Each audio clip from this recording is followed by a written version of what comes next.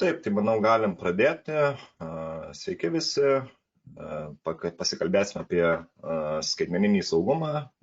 Šį webinarą vesiu aš, Tadas Urbonavičius, ESET Lietuva, Not Baltic IT inžinierius. Tai pradėkime. Apie kągi kalbėsim? Tai kalbėsim, kodėlgi reikia skaitmeninio saugumo sprendimų, kuo naudingos slaptažodžių tvarkyklės, VPN'as ir jo panaudojimas bei at Home Security mūsų produktus. Tai pradėkime nuo priežasčių, kodėlgi reikia tų skaitmeninio saugumo sprendimų, ogi dėl to, nes jie teikia jums daug papildomų apsaugos sluoksnių. Tai vienas iš jų būtų apsauga nuo kenkėjiškų programų, įsilaužimų, tai skaitmeninio saugumo sprendimai padeda apsaugoti jūs ir jūsų įrenginį nuo pažangių grėsmių. Tai gali būti virusai, kenkėjiškos programos ar šiaip kažkokie pavojingi failai, kurie gali paveikti tiek jūsų įrenginio ar netgi duomenų saugumą. Užtikrina jūsų finansinį saugumą. Tai yra svarbu norint apsaugoti savo bankinius duomenis ar kitą finansinę informaciją nuo kibernetinių atakų, duomenų išviliojimo, phishingo. Skaitmeninio saugumo sprendimai padeda atlikti saugius bankinius mokėjimus. Taip pat ir phishingo atakų apsauga yra naudojant skaitmeninius saugumo sprendimus, o phishingas yra apgavystės forma, kurioje įvairiais metodais nusikaltėliai bando įtikinti vartotoją atskleisti asmeninę informaciją ar finansinę informaciją. Tai būtų, sakykime, prisijungimai prie socialinių tinklų, banko, išviliojami bankiniai duomenys. Šios atakos dažniausiai vykdomos elektroniniu paštu, pranešimais, socialiniais tinklais. Phishingo metu nusikaltėlis sukuria vienkartinę kažkokią ar laikiną svetainę, ir ją gali jums nusiųsti elektroniniu paštu, kuri svetainė gali atrodyti, kad yra atsiųsta iš patikimo šaltinio, tačiau tai būna dažniausiai sukuriami apgaulingi elektroninio pašto adresai, juose būna pakeičiama raidė, simbolis kažkoks ir dažniausiai tikimasi, kad įvyks žmogiška klaida ir jūs paspausite nuorodos ir pateiksite savo kažkokius tai duomenis prašomus. Taip pat skaitmeninio saugumo sprendimai teikia privatumo ir tapatybės apsaugą, kuri padeda užkirsti kelią jūsų asmeninės tapatybės vagystei ir neteisėtam panaudojimui. Skaitmeninio saugumo sprendimai tikrina jūsų duomenis, ar jie nėra pardavinėjami interneto platybėse, netgi tam pačiam tamsiajame internete. Skaitmeninio saugumo sprendimai leidžia saugiai prisijungti prie viešų tinklų. Tai reiškia, kad saugo jūsų duomenis, kai jungiatės į viešas interneto prieigas, tokias kaip būtų kavinė, viešbutis, biblioteka, tas pats oro uostas. Tai VPN yra stiprus apsaugos sluoksnis prieš tokį pavojų. Na ir slaptažodžių apsauga tvarkyklės, apie kurias kalbėsim daugiau. Šis sprendimas leidžia jums saugiai talpinti slaptažodžius šifruotose tvarkyklėse, prie kurių prieigą turite tik tais jūs ir niekas kitas. Apie tvarkyklės, kaip ir minėjau, pakalbėsim tikrai daugiau ir kodėl netgi svarbu jas yra turėti. Tai dabar kenkėjiškos programos. Viena iš kenkėjiškų programų tipų yra ransomware, kuri užšifruoja jūsų failus. Tai šiuo atveju matome nuotrauką jau užšifruoto kompiuterio, užkrėsto, užrakinti visi kompiuteriai esantys failai ir vienintelis būdas juos atgauti yra su iššifravimo įrankiu, kodu, kurį galite gauti susisiekus su įsilaužėliu. Tai dažniausiai tai būna elektroniniu paštu, šiuo atveju irgi matome žaliam tekste nurodyta, kad parašykite mums į teroda@ kažkoks paštas. Susisiekus jūsų bus paprašyta sumokėti išpirką, kad jums grąžintų failus. Tačiau dažnai tokiais atvejais jums jau niekas negrąžina, jokie failai nebus grąžinami, todėl galutiniam vartotojui lieka arba atsisveikinti su failais, arba sumokėti išpirką ir tikėtis, kad jie bus jums grąžinti. Aišku, kibernetinio saugumo sprendimai užkerta kelią tokiems pavojams. Kitas tipas būtų irgi gana populiarus kriptovaliutos kasimas. Tai jums nežinant, naudojami yra jūsų kompiuterio resursai, kad įsilaužėliai kastumėte kriptovaliutą. Pažangesnės šio viruso versijos neleidžia jums netgi patikrinti, ar esate užkrėsti, nes patikrinti dažniausiai galima atidarius bent jau Windows įrenginiuose užduočių tvarkyklę ir galima pasižiūrėti, kiek procentų naudojami jūsų kompiuterio resursai. Tai pagal nuotrauką matome, kad kažkoks failas skaičiukais valgo 60% jūsų procesoriaus galingumo, ko pasiekoje labai stipriai sulėtėja kompiuteris ir jums gali net būti neaišku, kodėl jisai sulėtėja. Šis atvejis, kur skaičiukai programa yra, jisai nėra labai pažangus, kadangi atidarius užduočių tvarkytuvę, iš karto matome, kad kažkas naudoja labai daug procesoriaus. Tai dažniausiai bus kriptovaliutos kasimo virusas, o pažangesnės versijos atidarius šią tvarkytuvę iš karto išjungia, sustabdo laikinai programą, kol uždarote tvarkyklę, uždarius tvarkyklę vėl automatiškai pradeda kasimą. Tai tikrai ir daugiau kompiuteris elektros suvartoja namuose ir sulėtėjo ženkliai darbas. Taip pat irgi kibernetinio saugumo sprendimai, antivirusinės programos užkerta kelią šiems virusams. Dabar pakalbėkim šiek tiek plačiau apie phishingą. Apskritai tai yra bene populiariausias kibernetinis puolimas šiuo metu. Galite matyti nuotraukoje laišką iš Lietuvos pašto, kuriame nurodoma, kad galite pasitikrinti savo siuntos duomenis ar šiaip kažkokią papildomą informaciją. Tačiau atsidarius patiktą mėlyną nuorodą, kur parašytas spustelkite čia ir suvedus duomenis finansinius ar asmeninius, galite būti paprašytas atlikti netgi pavedimą arba gali būti iš karto pasisavinti jūsų asmeniniai duomenys. Dažnai phishingo atvejais įvyksta žmogiška klaida, neatidumas. Visada laiškuose reikėtų atkreipti dėmesį į siuntėją, gramatiką, klaidas. Tai šiuo atveju matom viršui pabraukta yra raudonas siuntėjas, tai atsiuntė Lietuvos paštas laišką, o pašto domenas poetos yra engura.es, kas nieko bendro neturi su Lietuvos paštu. Dabar dar taip pamiršau paminėti, kad bet kada webinaro metu kils klausimų, galite juos užduoti chat skiltyje. Gale webinaro juos pasistengsiu atsakyti. Tada galim patikrinti kitą phishingo atvejį, tai irgi kažkokia įmonė atsiuntė užsakymą.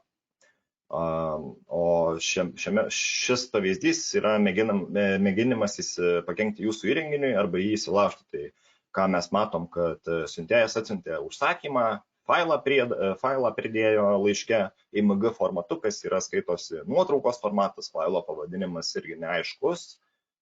Doc ir skaičiai visokiausi ir pagal jo užimamą vietą 1 megabaitą galima spėti, kad tai gali net nebūti kažkoks kenksmingas virusas ar kažkas, nes 1 megabaitas, tai virusas gal neužims 1 megabaitą, tačiau tai tikriausiai bus kažkoks kenksmingas kodas ir atsisiuntus šį failą, atidarius, taip pat iš karto atveria duris į ransomware ataką, į įsilaužimą jūsų kompiuterį, įsilaužėlis gali pilnai valdyti jūsų kompiuterį, pasisavinti visus jautrius duomenis, slaptažodžius ir taip toliau. Šiuo atveju reikėtų atkreipti laiške dėmesį į siuntėją, į parašą.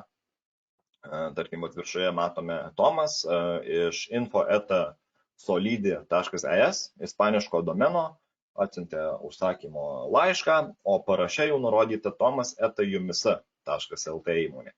Tai automatiškai tai turėtų būti kaip ir raudona vėliava, kad šitą laišką reikėtų pranešti kaip apgavystę ir jį ištrinti, tikrai jokių failų neatsisiuntinėti ir juo labiau neatidaryti.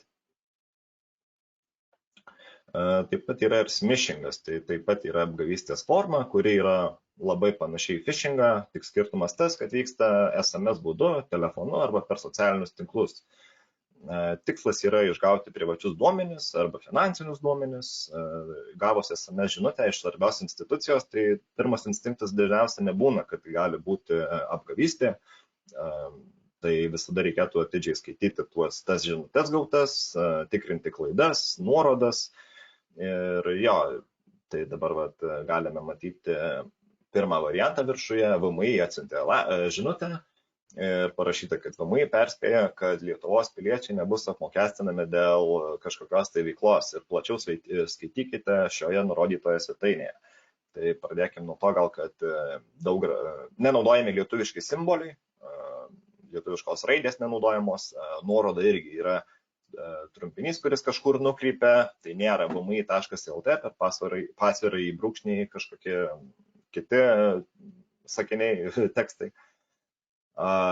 Ir paspaudus ant šios nuorodos irgi labai paprastai galite duoti įsilaužėliui prieigą prie jūsų duomenų. Antras variantas irgi viršuje DHL, siuntų paslauga, irgi parašė žinutę, prašome atnaujinti pristatymą per 12 valandų arba mes jį atšauksime. Irgi ta pati situacija, nuoroda pridėta visiškai neaiškiai, ne iš jokio dhl.lt ar .com, o link.r.it, trumpinys, kurį paspaudus jūs busite visai kitur nukreipti, aišku, busite į svetainę, kuri gal ir panašiai atrodys į DHL, bet tai yra tik tais padirbta apgavystė, kopija. Ir žinutėje taip pat irgi nenaudojami visiškai lietuviški simboliai. Apačioj SEBO žinutė, kuri tikrai jau yra populiari Lietuvoje. Pirma buvo žinutė siųsta iš pačio tikro SEBO su lietuviškom raidėm, be gramatinių jokių klaidų.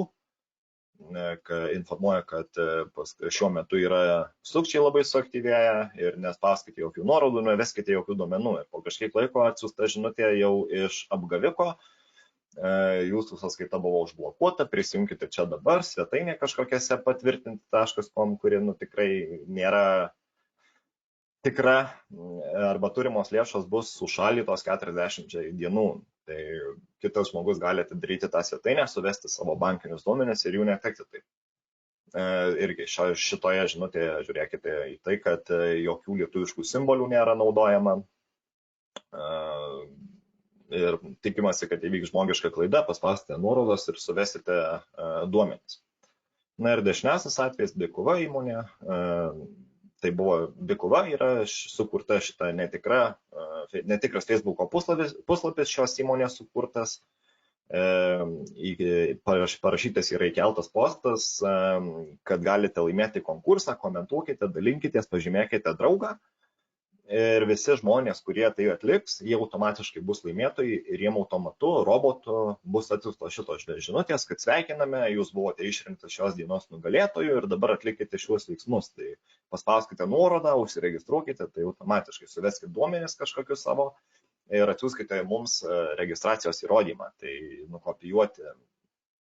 nenukopijuoti, o padaryti ekrano nuotrauką ir jiems nusiųsti. Aišku, tai nemanau, kad yra jiems labai aktualu. Bet irgi tikrai nuoroda irgi yra kreipinys tinyurl.com, tai nėra kažkokia bikova.lt svetainė. Reikėtų kreipti šitoj žinutėje dėmesį į visą patį tekstą. Ketvirtoje eilutėje matome, šiandien dovanojame keletą kruopščiai atrinktų žmonių. Tai automatiškai identifikuoja, kad tekstas buvo išverstas iš kažkokios kitos kalbos, tikriausiai naudojant Google Translate. Na ir irgi tikimasi, kad įvyks žmogiška klaida ir bus atiduoti duomenys. Dabar pakalbėkim šiek tiek apie slaptažodžių tvarkyklius. Jos teikia jums saugumą, patogumą, generatorių, nutekėjimo patikrinimą ir dar vieną tokį patogumo dalyką, kaip vieną įsimintą slaptažodį tiesiog.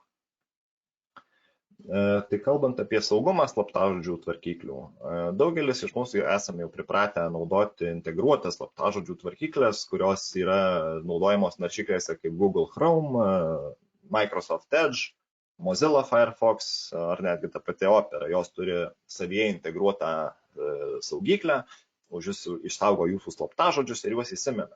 Tačiau tai tikrai nėra pats saugiausias metodas talpinti savo slaptažodžius, kadangi gal tai ir yra patogus įrankis.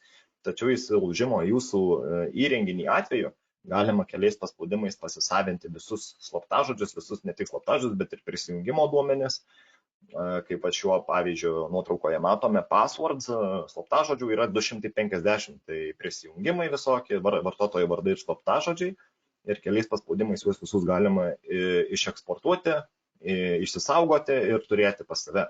Ir jie nėra niekaip apsaugoti šiuo atveju, o vienu metu netekti visų paskyrų savo, nemanau, kad kažkas norėtų, nes tai tikrai yra labai pavojinga. Todėl visada naujiems ar esamiems asset, bent jau mūsų asset klientams, rekomenduojame įsidėkti tiksliau atskirai apsaugotą slaptažodžių tvarkyklę. Dabar apie patogumą. Tai patogumas naudoti atskirą tvarkyklę slaptažodžių yra didelis, kadangi jums tai reikia atsiminti vieną pagrindinį slaptažodį, su kuriuo tik jūs ir turėsite prieigą prie visų savo slaptažodžių. Jums nereikės saugoti savo atmintyje daugelio slaptažodžių, jau netgi 10 slaptažodžių atskirų susigalvojus, abejoju, ar labai kažkas atsimins. Dėl tos tvarkyklė ir yra patogus įrankis, kad įsimenat vieną. Ir jisai yra šifruotas, pati saugyklė yra šifruota, tai be jūsų tikrai niekas neturės prieigos prie tos saugyklės.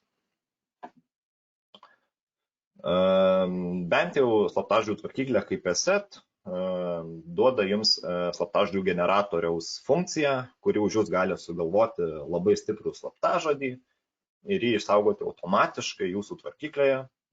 Netgi pasiūlo dažniausiai kuriantis paskyrą kažkokiam forume ar socialiniam tinkle, priejus prie slaptažodžio skilties, jau jums assetas iš karto, kaip matote dešinėje nuotraukoje, siūlo sugeneruoti labai stiprų galingą slaptažodį su visokiais įvairiais simboliais ir ilgu tekstu, kad niekas jo nepavogtų, nenutekintų ir neatspėtų ar nenulaužtų. Paspaudus naudoti slaptažodį, jisai automatiškai jau bus išsaugotas jūsų tvarkyklėje ir jau jums antrą kartą jo atsiminti nereikės, kadangi assetas kas kartą jungiantis prie to forumo ar socialinio tinklo, jums pasiūlys automatiškai jį įdėti.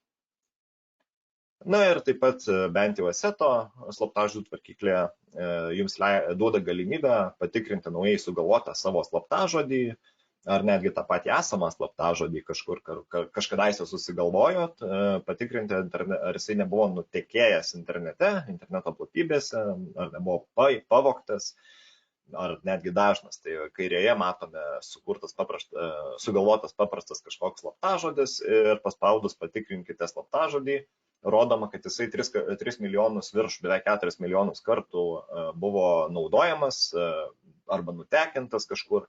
Ir jisai tikrai nėra saugus, nes jį galima tikriausiai netgi atspėti be jokių papildomų programinių įrangų, kurios laužo tuos slaptažodžius.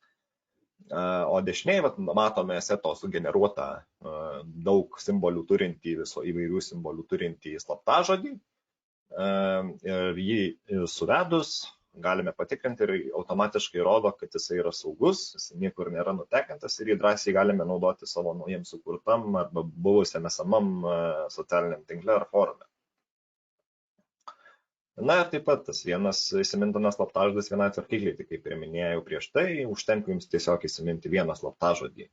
Viena tvarkyklė reiškia vienas elektroninis paštas. Saugoti galite visiškai neribotą paskyrų kiekį. Pereikim prie VPN ir jo panaudojimo. Tai kas tas VPN, kodėl jis reikalingas, na ir papasakosiu apie panaudojimo scenarijus. VPN tai yra virtualus privatus tinklas, technologija, kuri leidžia jums sukurti saugų ryšį tarp įrenginio ir interneto serverio. Tai taip pat yra paslėpiamas jūsų IP adresas, jis yra užšifruojamas. Sudėtinga pagal jį atskirti, iš kur jūs esat, kas jūs esat ir taip toliau. Kodėlgi jisai reikalingas, nes jisai jums teikia saugumą ir privatumą, kadangi VPN'as šifruoja jūsų ryšį, todėl jūsų duomenys automatiškai yra saugesni nuo šnipinėjimo ar duomenų perėmimo. Kai kurie VPN paslaugos tiekėjai, kaip asset, yra integravę ir DNS nutekėjimo apsaugą, kuri neleidžia netgi jūsų interneto tiekėjui pamatyti jūsų naršymo istorijos ar veiklos internete, kas irgi duoda tokį anonimiškumą. Na ir nežurnalizuojama naršymo istorija, VPN paslauga, jinai visiškai nežurnalizuoja jos, o tai leidžia irgi išlikti anonimiškam, tik jūs žinosite ir matysite, kur jūs buvote ar naršėte internete. Niekas kitas to nepatikrins. Dabar apie VPN panaudojimo scenarius, tai prieiga prie užblokuoto turinio. Tam tikros svetainės ar paslaugos gali blokuoti jūsų prisijungimą prie jų dėl geografinių apribojimų. Tai VPN paslauga leidžia jums apeiti šiuos apribojimus. Pavyzdys būtų Netflixas, sakykime, Lietuvoje Netflixas nerodo kažkokio serialo ar filmo dėl geografinio apribojimų. Tai su VPN jūs galite prisijungti kaip pavyzdys į šalį Olandiją, Ameriką ar taip toliau, kur rodomas tas serialas ar filmas ir prisijungus prie to šalies, jau jūsų Netflix paskyroje automatiškai jisai bus rodomas ir drąsiai galėsite žiūrėti.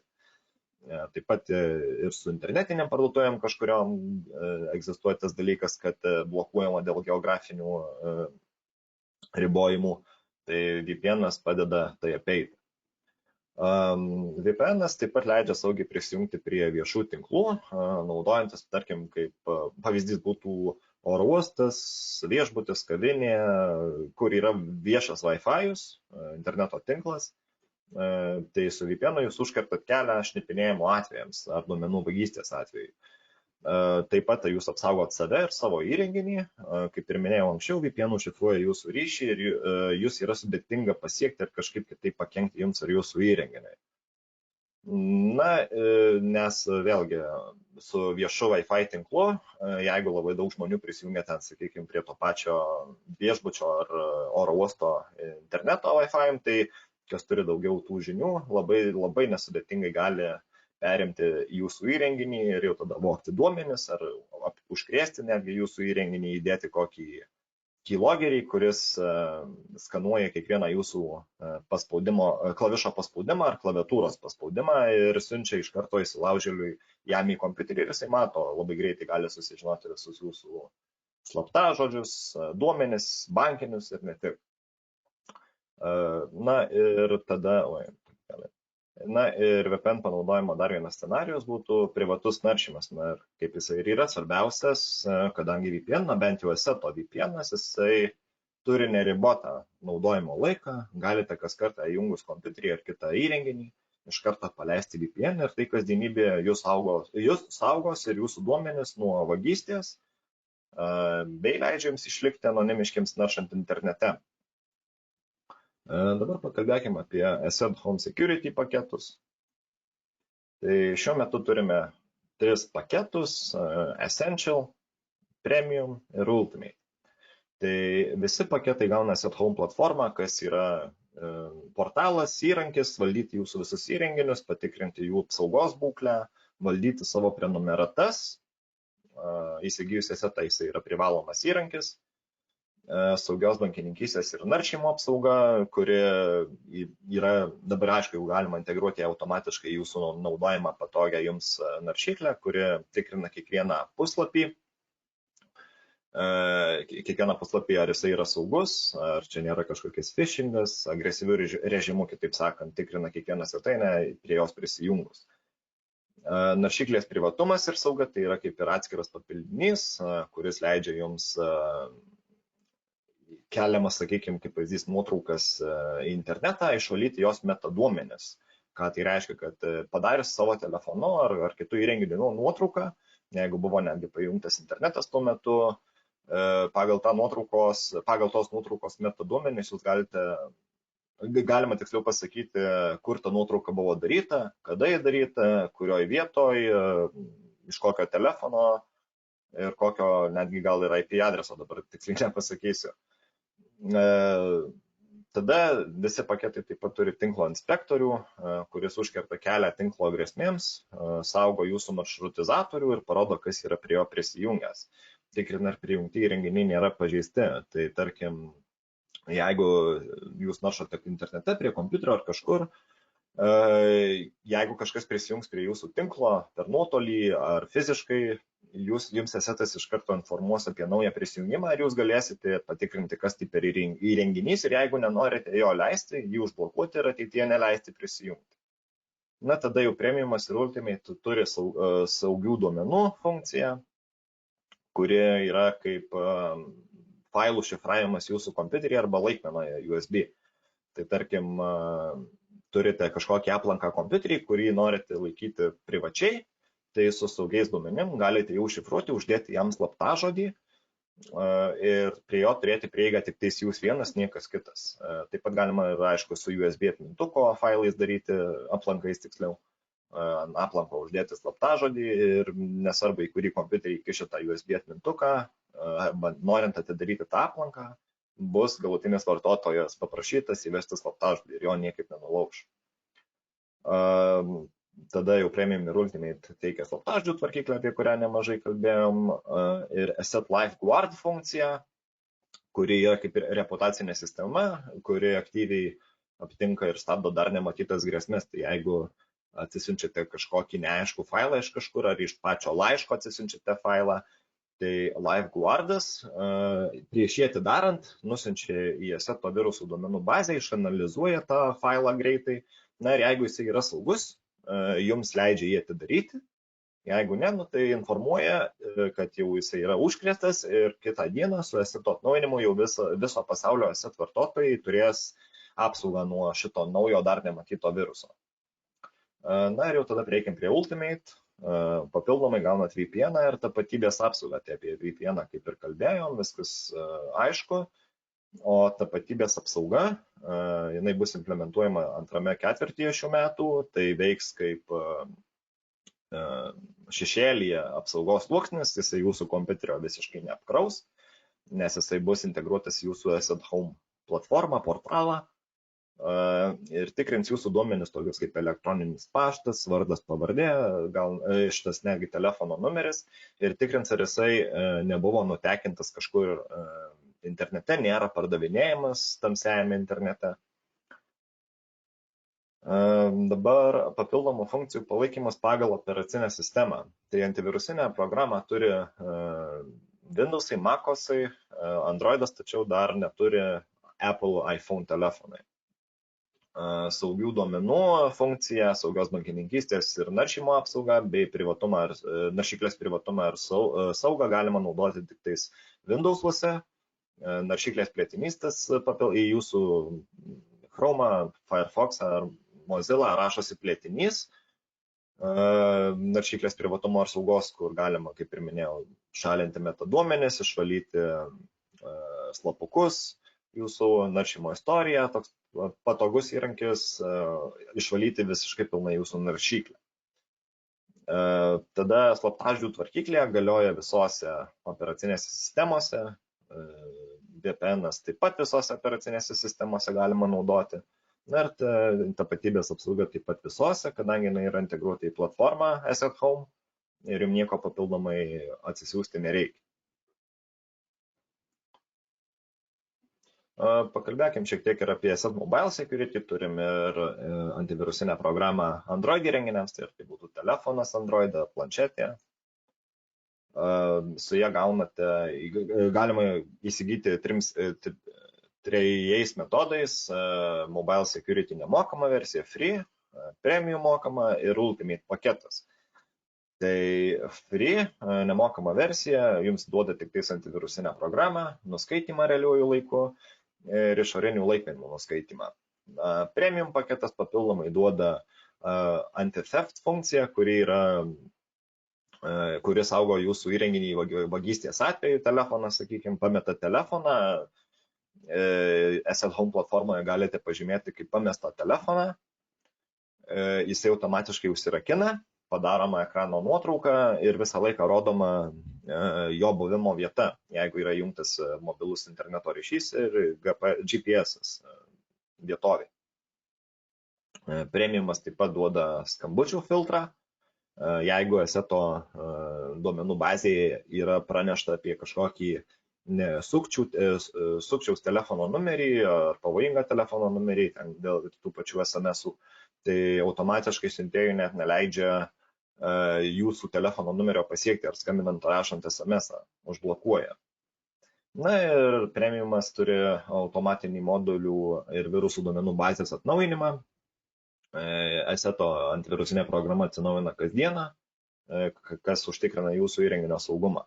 Na ir Ultimate paketas automatiškai duoda VPN ar tapatybės apsaugą, kuri dar tik tais bus implementuojama greitų metu. o premiumą galima pamėginti 30 dienų nemokamai. Pasižiūrėti, ar jis jums patinka, jeigu patinka, įsigyti prenumeratą. Dabar dėl darbo vietų prenumeratai. Tai Essential paketas yra nuo 1 iki 10 darbo vietų, Premium taip pačiai, Ultimate paketas nuo 5 iki 25 darbo vietų. Su visais šiais 3 paketais galite aktyvinti antivirusinę programą tiek macOS, tiek Android ir tiek Windows įrenginiuose. Apie Ultimate paketą, tai VPN irgi, kaip ir minėjau, visuose įrenginiuose galite aktyvinti, galite pasidalinti su šeimos nariais, giminėm, jeigu norite mažiau darbo vietų. Tada Asset Mobile Security antivirusinė programa telefonui, irgi nuo 1 iki 10 darbo vietų, įsigijant per mūsų elektroninę parduotuvę, tai kuo daugiau įrenginių nustatysite užsakymo metu, jums gausis tuo pigesnė prenumerata. Na ir 30 dienų nemokama bandomoji prenumerata galioja visiems paketams apart Ultimate. Taip, tai dėkui, kad klausėt, dabar galim prieiti prie jūsų užduotų klausimų.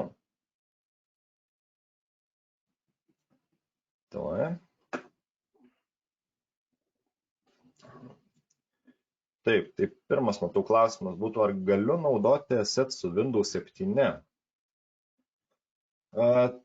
Tai iš esmės kaip ir galima naudoti, Windows 7 privalo būti SP1 paketas ir su juo dar taip pat turi būti 2 rankiniu būdu įdėti atnaujinimai apsaugos, kad jums leistų įrašyti 16 senesnę versiją. Tačiau naujos Asseto versijos 17 jums neleis ant Windows 10 įrašyti, kadangi nėra tokio vadinamo modulio Microsoft Azure Code Signing, kurį Microsoftas jau padarė kaip privalomą antivirusiniam programom, kad galėtų atsinaujinti jos. Ar galima nupirkti VPN ar slaptažodžių saugyklę atskirai? Ne, atskirai tokios galimybės nėra. Slaptažodžių saugyklėje jums kartu priklauso su Premium tik tais paketu, o VPN'as priklauso tik tais Ultimate paketui, tačiau įsigijus Ultimate gaunate ir tą pačią slaptažodžių saugyklę. Ir VPN, aišku. Ar galima įsigyti Ultimate mažiau negu 5 vienetams? Tai per mūsų elektroninę parduotuvę Ultimate galima įsigyti tik tais nuo 5 darbo vietų. Tačiau jeigu jums aktualus yra mažesnis įrenginių kiekis, susisiekite su mumis elektroniniu paštu ir mes jūs pakonsultuosime. Elektroninį paštą matote ekrane dešinėje pusėje apačioje. Ar Asset antivirusiniai yra telefonams? Ne, šiuo metu, kaip ir minėjau prieš tai, gal praleidot, šiuo metu Assetas neturi antivirusinės dalies iPhone telefonams, tačiau ateityje gali būti, kad atsiras, kol kas tokios informacijos mes neturim. Daugiau klausimų kaip ir nematau. Tai dėkui labai, kad klausėte webinarą, užbaigiam jį. Ir jeigu yra papildomų klausimų, visada galite kontaktuoti su mumis elektroniniu paštu arba telefonu, kurį matote ekrane. Dėkoju labai, kad klausėte.